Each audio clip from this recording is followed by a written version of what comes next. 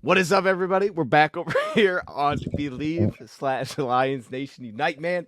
Lions Packers preview, man. It's going down. Hey, look, a couple weeks ago, it was for number one place in the NFC North. Here we are again for the first place in the NFC North, man. Another Yeah. team. You know what this feels like? It's like when you play Guitar Hero. You know what I mean? Now, hopefully, it's not a good ending, but it's like when you play Guitar Hero and you have to face like that one crazy looking guy that has like, for some reason, he's got like three things on his guitar. He plays it backwards and stuff. He can close his eyes and do it, but you got to like work your way up to the top of the mountain to face that guy. It feels like everybody right now is doing that. Or that one SpongeBob episode that was based on like the Bruce Lee movie where he's working his way up to the top to go face Bruce Lee. But in this case, we're facing that one weird guy on SpongeBob. That's what this feels like. But the difference is, it's not going to be a good ending. You know, all these ones has happy endings. That's not going to be the case though here, Easy. Easy, how you doing, man? We got Lions Packers. What was that? Well, just giving a visual representation of what this is going to look like. Hopefully I'll not go. We'll actually, roll with it. but I'm doing good. It's Packers week, NFC North. I think obviously we have expectations to win the North, but it's cute when these guys try. They try. The other Yeah. teams try. So we'll watch the Packers. Give their best shot, and it's a good game. Probably the game of the week in my eyes. And yes. yeah, Yeah, NFC North is a great 425. division to watch. Jordan Love's banged up, and he looks like we'll get into that stuff. How about that? It is officially America's game of the week. We got that 4 o'clock start, not the Cowboys, so this is a special week. Yeah, no, I was Oh, telling Easy before not we the got on here. Cowboys. Not the Oh, so Cowboys. the Lions are America's team then? They 'Cause just we might got. be. Oh, Uh huh. okay. All right. Yeah. Cool. I think We everybody will. might. This might be the year where people are like, okay, the Cowboys are kind of trash. Like, you know what I mean? This is maybe not America's team. I think We'll I was the say only one though. last year saying they were trash last year. The cupcake schedule. They were way overhyped. All fluff. Mhm. They did Sorry. beat us last year, even though it was a. But I mean, come on. Look what it took for them to beat us. Well, yeah, they got smoked. I mean, really since that Packers game, man, it's just been a complete downhill for the Cowboys. I kind of feel bad at this point a little bit. This isn't I about the think they beat Cowboys. like two teams above 500. The one was the Eagles last year, and the other one was us. And the referees Yep. gifted that one to them for Christmas. So Nah, this is true. This is true. Hey, I was telling Easy coming on here, man. I say if we win our next two games, the NFC North race is officially over. I actually truly believe that. You know what I mean? You got you come out of that with the Jaguars and the Colts. I think it's over. The NFC North needs the Packers to win this football game to make things interesting. It's a home game for the Packers. They should win this football game. In theory, they're 6-2. yeah. Right? They were hyped last season. Hey, we went out there and we smoked the Cowboys. We're the next team. That's what I heard coming into the season. Easy.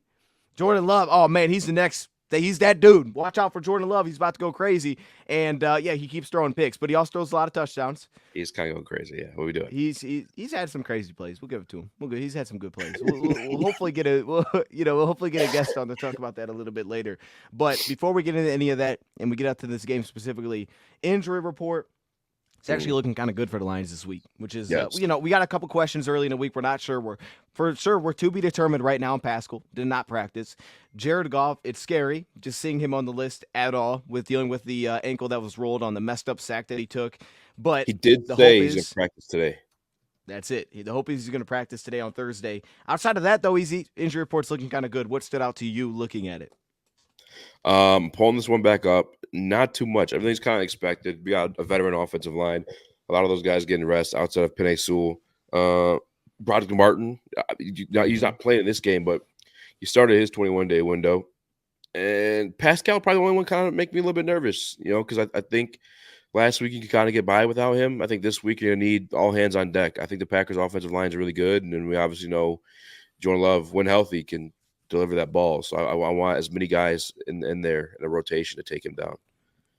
Yeah, and you know how much about the pack, especially if it's Malik, but regardless, like how much of their offense it really has been, but especially now is the receivers getting involved in the run game and the versatility that they have there.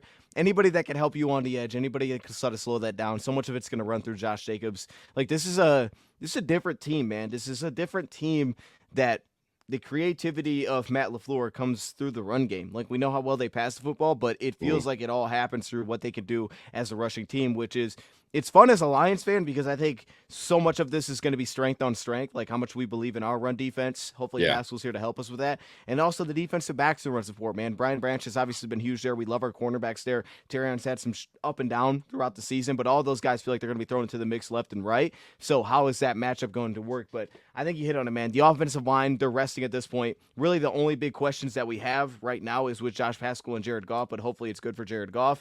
Onto the Packers side of things, I don't know if you have their injury report pulled up, but if we do touch on the Pack, because I think we hit on everything for the Lions side. I mean, Broderick Martin, hey, I don't even Yeah, know. I don't even know if when he gets completely healthy, he'll actually be activated for the Lions. But opening yeah. the window is nice because in the meantime, it's been Pat O'Connor. Like, how have you? I guess you have any takes on like how you felt about a guy like Pat O'Connor stepping in and kind of the rotation they've had, Wingo's kicking the defensive end, just what that's looked like in the meantime. I'm kind of waiting for Wingo to kind of like show out a little bit. I'm waiting for him to get his game. I've liked the draft pick. It was one of my favorite draft picks of this year's class because it wasn't one of those ones you have to wait for. I felt like he could jump in right away and have a little bit of an impact. But maybe he's going through a little bit of a I don't know, man. He's still getting pressure. He's still doing well. But I don't know. I thought he'd have a sack sooner than this. I should say. But no, Pat O'Connor. I think he's been straight. If not, to be honest with you, I think he might have been a little bit better than Broderick Martin, if I'm being honest with you. I think he's still a little bit of a project. I mean, we'll see this year, but like you said, he may not even be active once he returns. Yeah, definitely different. I mean, he's much more similar to Reed. I don't even say similar to Reader, but definitely different build, definitely different stylistically than Yeah. Pat O'Connor. Pat O'Connor's like, I'm getting in the backfield. I'm disrupting things. That's not really Broderick's game, but I want to Here see I it, man. I mean, come. that's what he is, man. He's like, he looks weird. He's like dropping into cover. He dropped into coverage once last week, I man. did. I It's like, saw wait a that. minute. It's Once weird, the man. jersey turned and I saw O'Connor, I was like, what is going on? Hey, That yo, was crazy. that's the Um, benefit, I guess, of Pat. Hey, shout out to Pat O'Connor. He earned this, though. You know, he yeah, earned this. He played well in the preseason. He earned a look. I'm with you. All right. Well, let's move on to the Packers side of things because, like you said, Yes, Jordan sir. Love day to day. We're gonna have to figure out how that goes down, but it sounds early like it's. They say it's realistic that he plays this weekend. Yeah, Early that it's on the table. and it was actually him that said that too. So in my mind, that means he's playing. I think we see Jordan Love this Sunday, which I'm not even like. We had this question on the show earlier this week over there on the Woodward Heavyweights. We asked, like, would you rather see a healthy Malik Willis or banged up Jordan Love? And I don't know if it's crazy to say, Dion. My answer was a banged up Jordan Love because he's already going to put it out Yep. there anyway because he's just a cowboy of a quarterback. And then on top of that, too, if he's not able to plant that foot down, did you go back and watch that Packers game last week? You know, I've only went through their defense to this point. I went through two Okay. games of their defense. That's kind of how yeah. Yeah. I mean, I know he makes those kind of off-platform throws either way. Sometimes he'll jump and like it's like he does a lot of crazy stuff, but he truly couldn't throw that foot down, Yeah. plant it down, and just rip it down there. So like, I'd almost rather see that version of Jordan Love than a healthy Malik Willis because if we can't get any pressure, I've seen Mason Rudolph hit us for 20. I've seen Sam Darnold hit us for 20, like just running straight down our throats. So I think I'd rather see a banged up Jordan Love. Am I crazy? I don't think so. And in the Packers guy, hopefully he comes on here. He's the early thoughts that I've gotten from him is he seems to think the exact same way, actually. That Wow. he'd rather have Malik Willis on the field playing us. He thinks that gives him a better chance. He thinks also stylistically it makes more sense. I don't want to speak for him, but that's kind of the early impression I got from him talking on Malik Willis versus the Jordan Love debate. Now, as a fan, we're saying we want to see. You're saying you want to see Jordan Love if he's banged up. Yeah. If we said he's completely healthy, I think obviously that changes. But let's Yes. just assume he's completely healthy going into this game and he looks like the normal Jordan Love. I Yeah. personally still rather see Jordan Love just because I want to see how this defense plays Jordan Love. Like Mhm. the whole talk I think of the offseason was we didn't expect the Vikings to be what they are. The Vikings are No. what they are this season. They kind of came on. The Bears were going to take some time. I thought they would be good this season. But that's kind of just going to take some time. They're all about the defense, really, still more than anything. But the Yeah. Packers, it was like this team that's emerging. It was Jordan Love's becoming this awesome quarterback. How do Lions play this guy? And I thought every addition that we made this offseason felt like a response to we have to be able to play the Green Bay Packers. To me, and Dan Campbell says it every time he goes to a press, not even a presser, like every time he speaks to the locker room, man, it's about winning the division. That's step one. Yeah. We have to get a home field playoff game. And I thought everything was about what are we doing to beat this team? DJ Reader, he's going to help us beat this team. And I think specifically it's in the back end. It's the man coverage pieces that you have. It's watching the Packers when they have to deal with teams that can be physical, that can throw off all the timing in this passing attack, how things get a little bit different. They don't look the exact same when it's not as comfy for Jordan Love. Unfortunately, we don't have Aiden Hutchinson for this game. It'd be great against these offensive tackles that have played so well, Yeah. but I want to see that matchup, particularly in the back end against this receiving core. Where do you stand with that? Oh man. That's the one. I mean, it just sucks. Not I can't say it sucks yet, right? Because we have to watch it play out. But like, this is that game that you really wish you had Aiden Hutchinson in, just because the Packers have so many weapons. They're kind of like us in a way, except for a lot of their stuff is no, actually no, they're kind of like us in a lot of ways. I think the wide receiving core is deep. Like it's deep. Yeah, They have quality it is. guys like almost everywhere. I think Dobbs brings value. I think he's honestly a dog, to be honest with you. I think Christian Watson coming out of the draft, he had a high upside, that big frame, he's super speedy. I don't think they don't He's not as good as I thought he was going to be. I guess I'll say that. But then Jalen Reed, he's an absolute. I mean, he's amazing. It's like that's a lot of ground to cover. And the thing where I started to respect Jordan Love is the fact that like he utilized everyone equally. You know what I'm saying? Like where sometimes quarterbacks so fall in love with like just one guy in the team, and that's who they go to. Like Jordan Love, he actually progresses through his reads and finds the open guy, which is dangerous. That's what Jared Goff is doing. Plus, he has the ability to like extend the play or obviously throw that thing like 60 yards down the field. So I don't know, man. This is the litany test for this Detroit Lions defense. I think moving forward without Aiden Hutchinson this season specifically, because I agree. almost as good as going to get offensively, especially if he's healthy. Jordan Love. I think that's an excellent point, man. No, that's a great point because, I mean, just from weapons of general, Romeo Dobbs has kind of become like the guy, but they are as deep as we're going to see his receiving core. And I think it's a great point. Like Sam Darnold had Justin Jefferson, and we did one of our best jobs against Justin Jefferson that we have had against Jefferson. I mean, he had listed 100 yards. That says it all. But Sam Darnold is not Jordan Love, not at his best. Exactly. Like the most scary quarterback in this division for us to deal with is by far to me Jordan Love. Obviously, he can give us the football, but at the same time, he can make throws that nobody else can make. And I know Caleb Williams, like we'll see if that becomes that at some point, but right now it absolutely looks like they're struggling to hit the easy stuff. Jordan Love is the most dangerous quarterback by far, man. He's the guy that's like, that was good coverage, but it doesn't matter. And we even saw that last year. Like when they had Brian Branch, I can remember the slant we gave him for a touchdown, and Branch was all over him, and he still put it on the money, and it's like, it's a touchdown. It's like that's what Jordan Love does that we haven't seen, and that's where you get to like the elite of the elite quarterbacks that potential. I'm not saying he's one of those guys because I don't think he is right now because he gives the ball away so much, but he's talented enough to be considered one of those guys at his best. At his best, he's a problem to deal with. So yes, that's where I completely agree. I think it's fire versus fire. I think, man, these guys that can slow down the timing, be effective at the catch point, it's for this team. I truly believe like years down the road, you're going to have to deal with Love, and these are the guys that you put in place to deal with that down the road. It's young for Terrion, but I just want to see how this plays out because I think that's clearly the matchup, and I think the Lions are built well to play this team. I think they have built their team to slow down this offense. Now, that being said, as we're talking this injury report, one I think to definitely keep an eye on is Evan Williams at safety. It does sound like early, like he's probably going to play.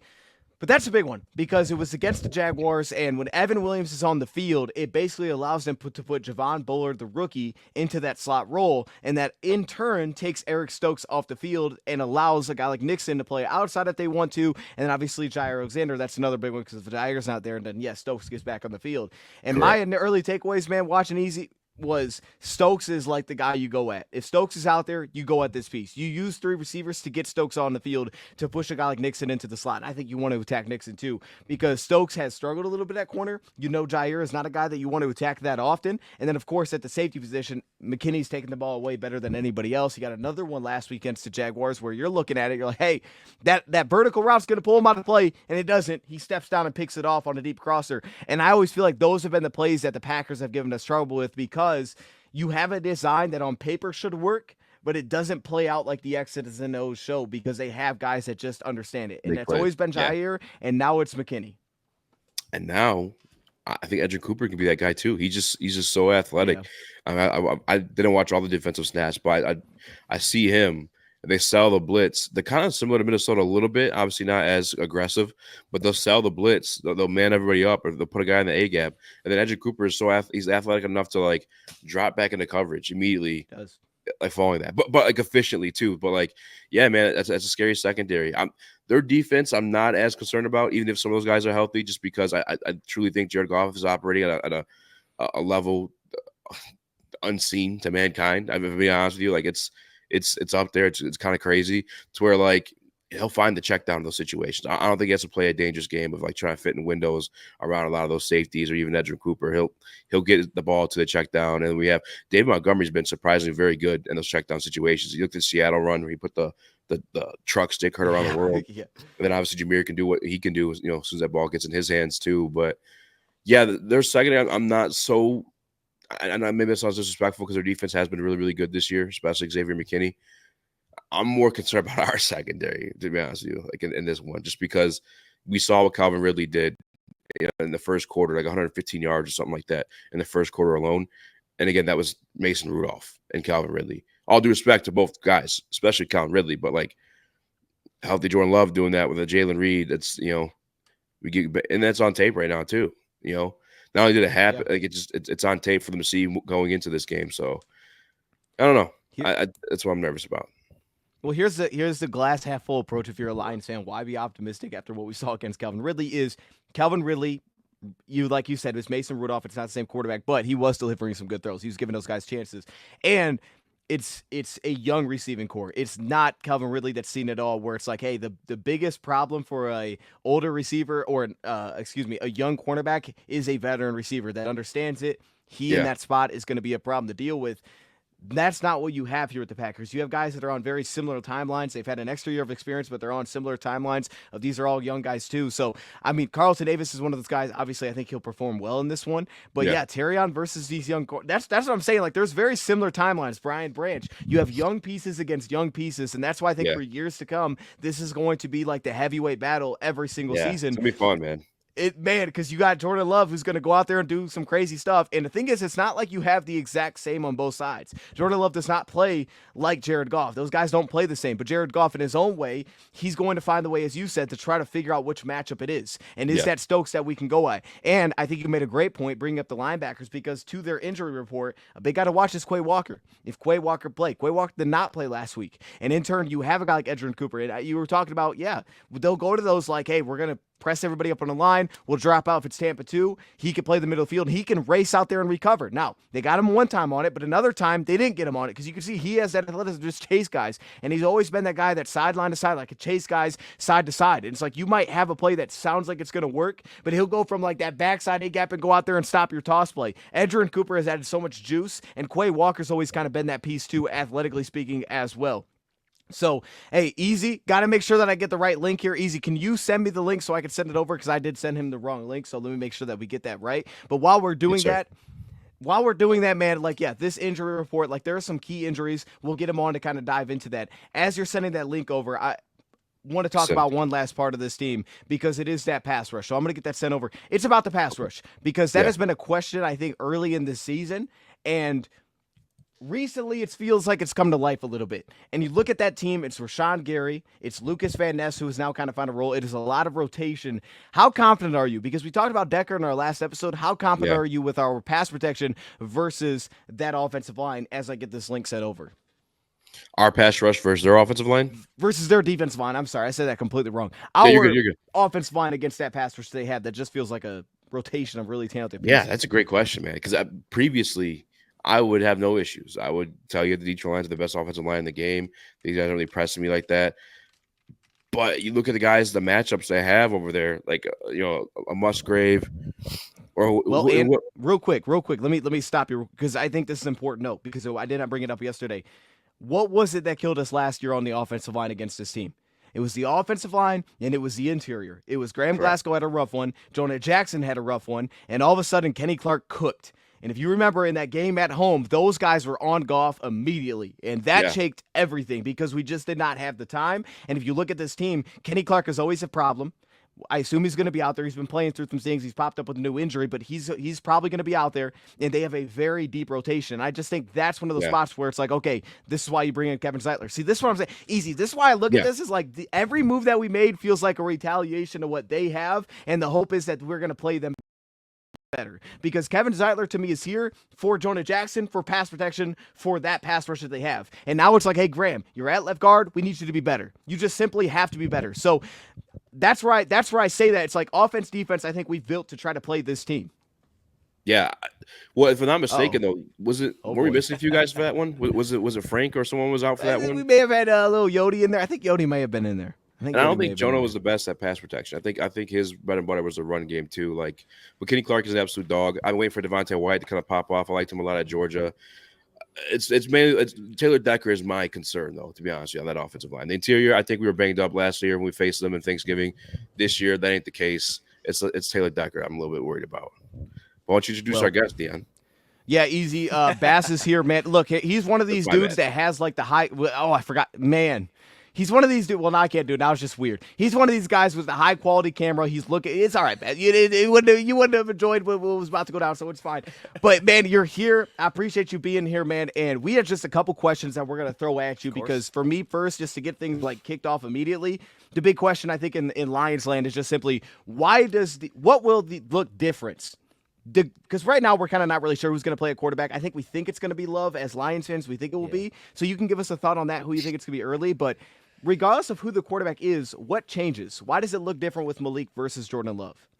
I think it's just what Matt LaFleur game plans, and you could even see it week 2, week 3, and we talked about this yesterday, Dion, on the roundtable, and I was pretty much talking to you and saying, hey, it almost might give the Packers a better chance if Malik Willis is there, and I'm not saying, hey, Malik Willis deserves to start over Jordan Love. I'm not one of those people. If Jordan Love is 100% healthy, he should be out there, but if he's hobbling around like we saw in that Jaguars game, I don't want to see that, because then you handcuff your entire offense, where a lot of your installs, a lot of your game plan, a lot of your bootlegs, a lot of things you like to do in the Green Bay Packers offense, you can't do anymore. Now you're running a bunch of pistol, right? And when Malik Willis was in there, we're running a lot of like power running, we're a lot of misdirection. And I'm not saying misdirection might not be the best thing against Detroit. Against Houston, it didn't work because they have fast physical defenders, and you guys have the same in my opinion. So misdirection probably not the best idea with all the wide receiver end arounds. They really haven't been working as of late.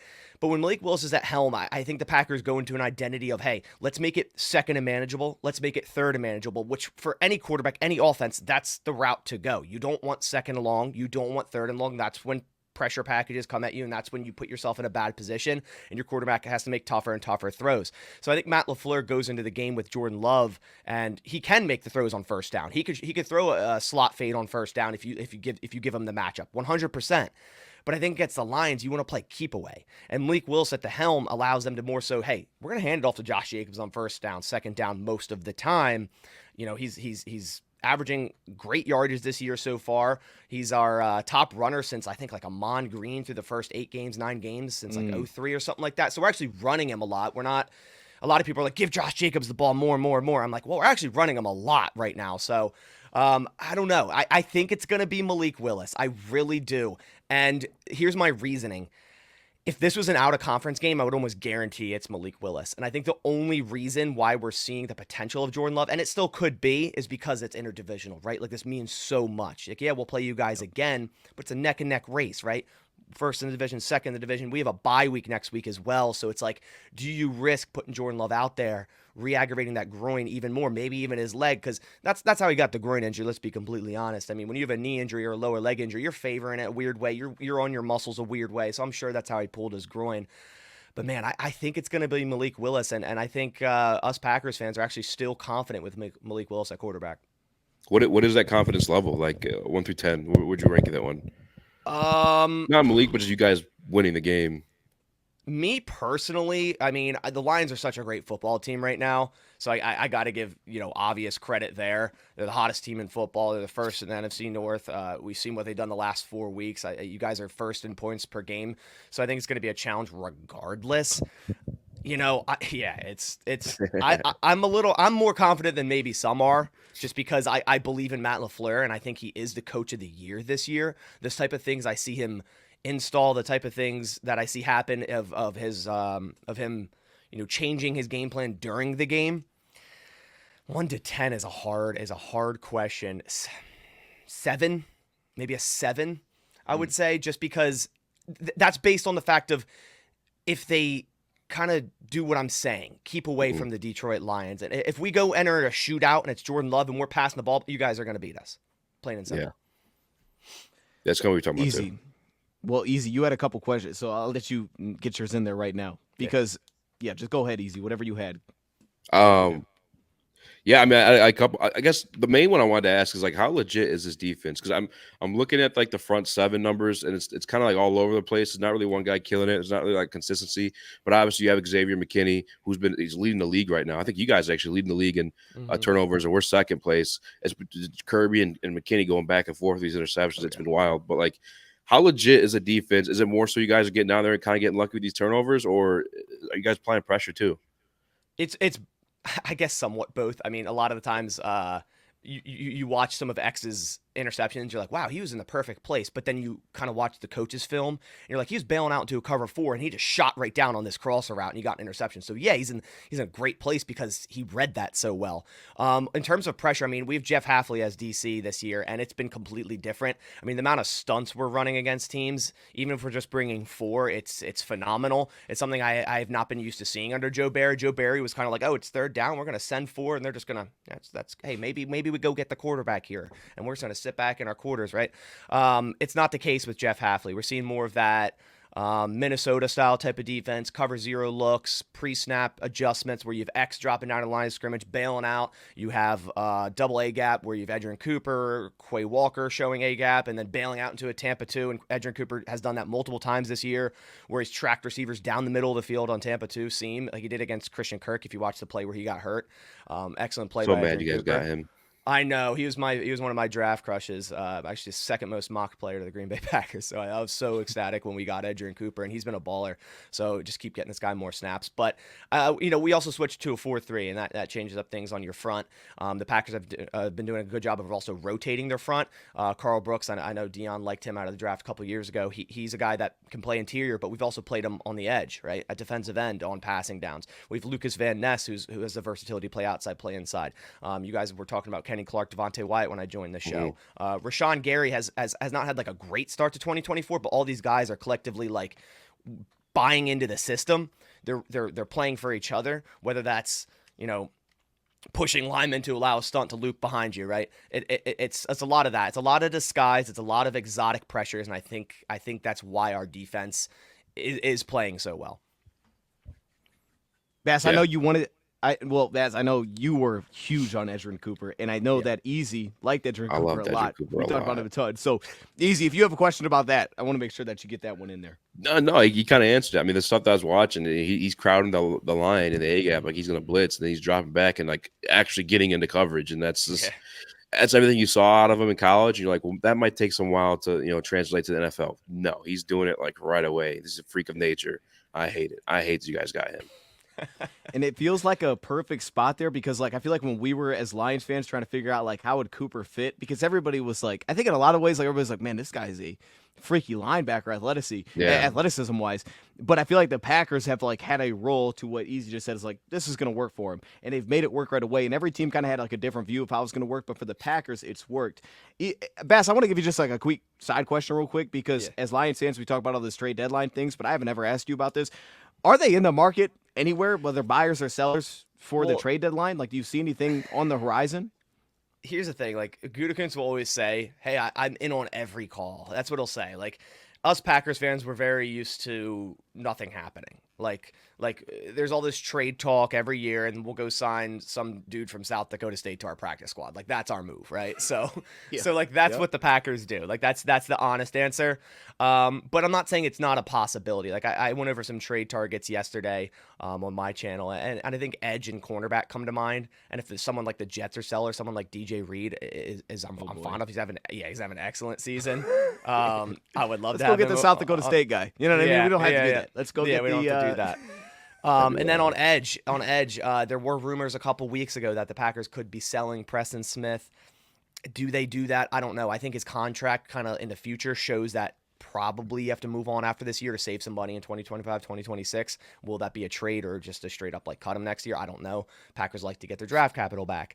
And if that's the case, do you bring more talent in at edge? Do you bring in someone like Chase Young or Jadeveon Clowney, right?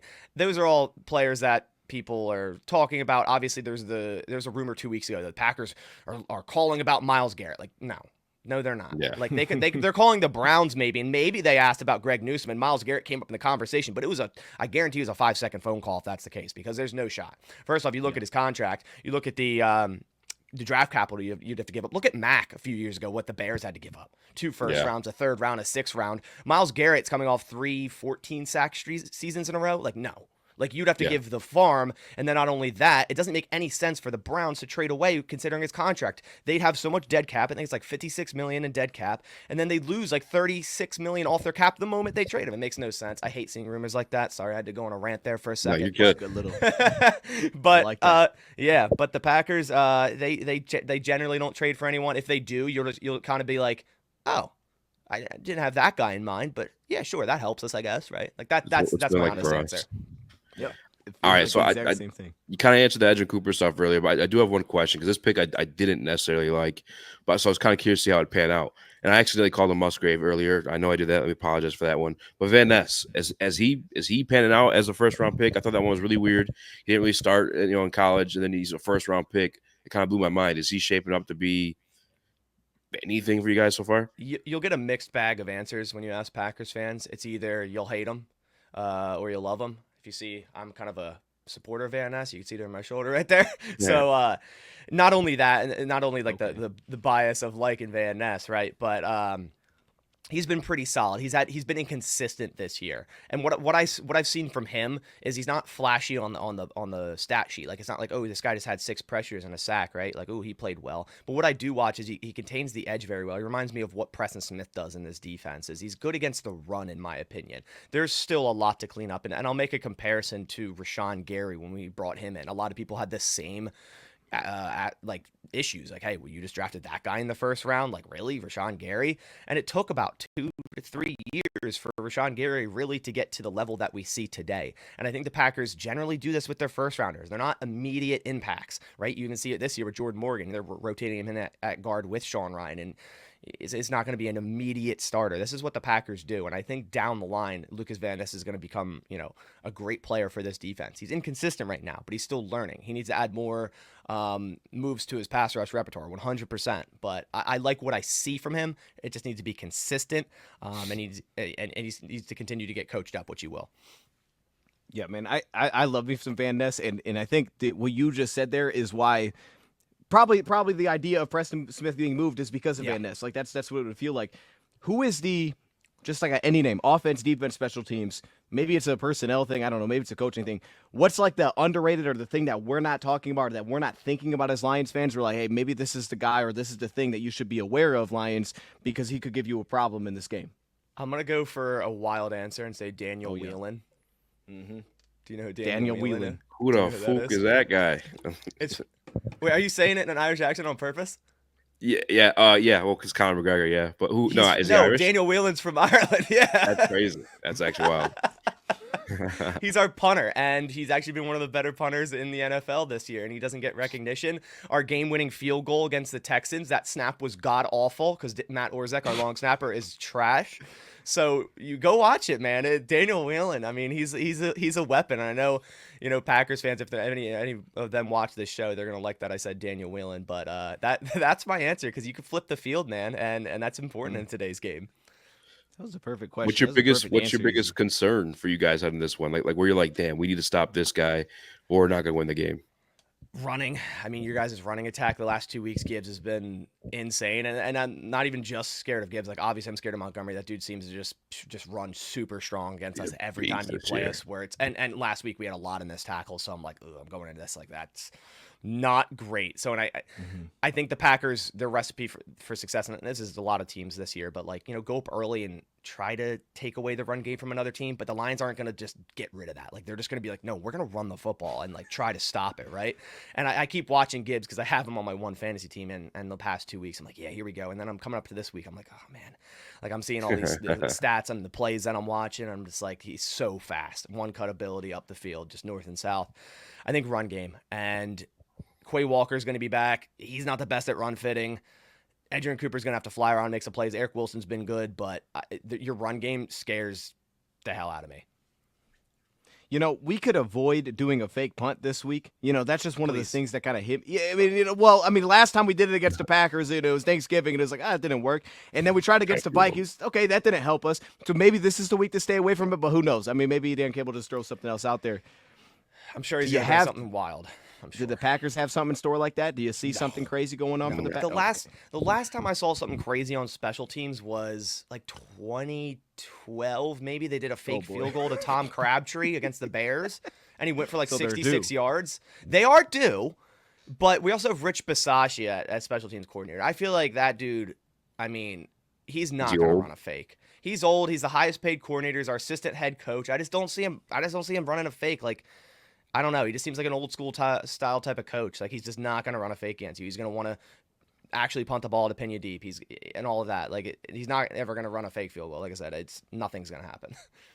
I'm glad that this turned into special teams talk, to be honest. Yeah. Because, Yeah, bro, we're no, nerds. no, because like, bro, like you watch the Packers and you were bringing up on the round table the special teams a lot. Then the Lions do what they just did on special teams.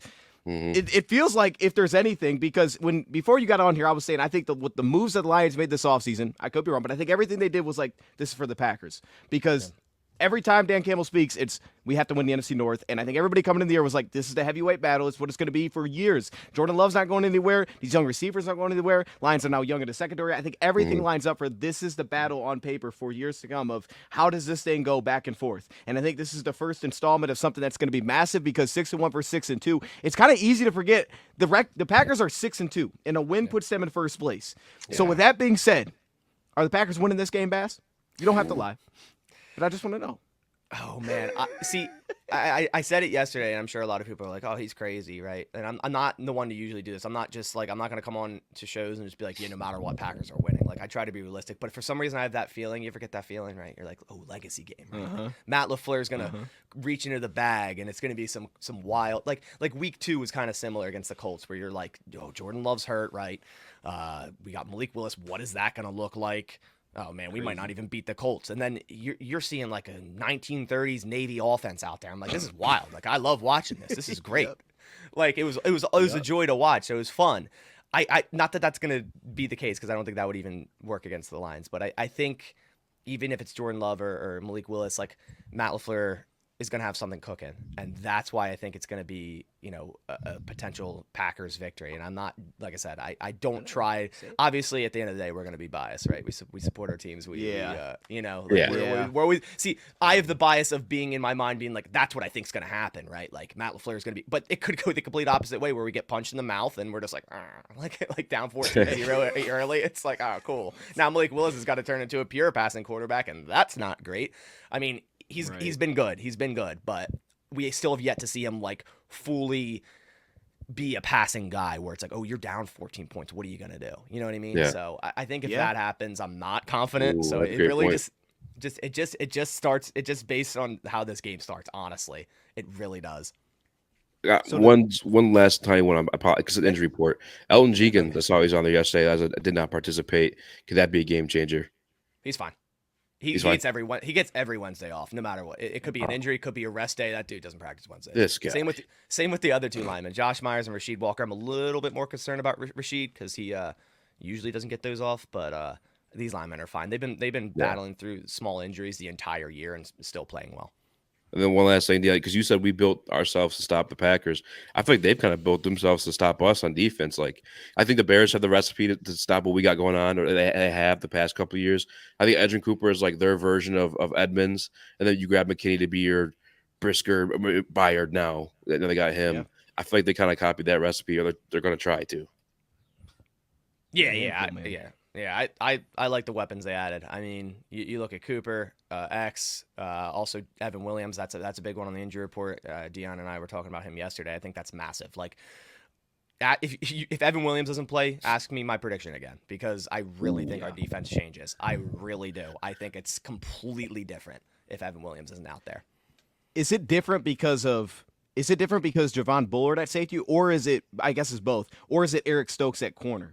Both, definitely both, because a lot of people hate on Keyshawn Nixon as a Packers fan. I think he's played phenomenally outside. They moved him outside. He's been predominantly a nickel cornerback for us the past couple of years, and this whole offseason, they were like in training camp. They're, hey, here, take some snaps outside. And I was like, oh, I wonder why they're doing that. Like maybe for versatility reasons, whatever. You could see it. They had a vision, and they've been playing, at least in nickel, they've been playing Nixon and Jair on the outsides, Bullard down in the box on early downs. If we go into dime or third and long, Stokes comes out there, then Nixon drops into the nickel. But Evan Williams with X deep is a much better look. Like Bullard deep is just not there, in my opinion. He's not best being like off coverage, right? He's the type of guy like get up on the line of scrimmage, jam you, right? That's where he wins. If he's any bit off, you saw it last week it was like a crosser route on Christian Kirk or like a crosser to a corner double move, and he just got absolutely smoked. Like it was bad. And I'm a huge Bullard guy, so I think our personnel is a huge difference if Evan Williams on the field. Bass, go. you're the man. Hey, look, this was that was a heck of a breakdown in a really short amount of time because Yeah. you know, it really this is the matchup I think going forward. This is what it's going to look like going forward. That's my guess, and this what, I hate to say it, but this is the Jordan Love at his best is the scariest quarterback outside of Jared Goff because he's the best quarterback in the NFL, but he's the scariest quarterback in the NFC North. You know what I mean? So that's where we're at. I will say this, and we haven't even seen him at 100% yet. Like outside of maybe Philly, which that field was awful. I'm not. That trying to field was blame it on the crazy. field, but like he literally couldn't plant his feet on his drop back. Like not that he does anyways, but Yeah. he literally Crazy. couldn't. He literally couldn't. And I will say this because I think I was checking the weather last night, and I'll do it on the fly right now. It's something that could be. Yeah, it's coming. It's coming. That's why I was looking at I yesterday. was just trying to I was a little avoid nervous. the But moons. I mean, I- we go yeah, the moon, you're good. It's not a waxing gibbous, you're good. The moon, you're good. But on Sunday, we got 51 degrees and rain.